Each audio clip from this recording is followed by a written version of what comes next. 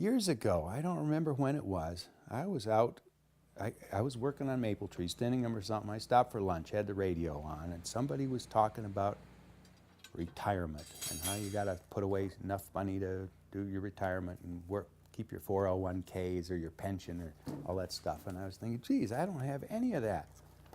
What am I going to do? And then I realized, well, wait a minute, maybe these maple trees are that for me. And they have been. They really have been. They're kicking in just about the right time here.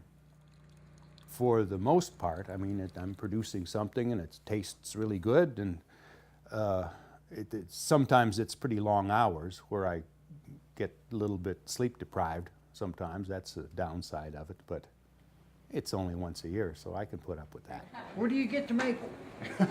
We got a source. It's enjoyable being part of the community with this thing. It's the little adage that I heard, advice from some experienced sugar makers, when they said, when you're first starting to work your evaporator, do it all by yourself and keep track of it and be careful. Once you've done it a week or so and you're used to it, invite the whole community in. And I kind of do. The people drop down when they see the steam coming out there. Some people will show up, and you know, people that I know a little bit, mostly, or friends of theirs that I don't. But a lot of people are fascinated by the process. Cooking syrup or something like that, you know, there's a lot of time in there when it's just working, and I got to keep an eye on it, but it's partly running itself. I got more free time to think my own thoughts and like that when I'm making syrup. That is good.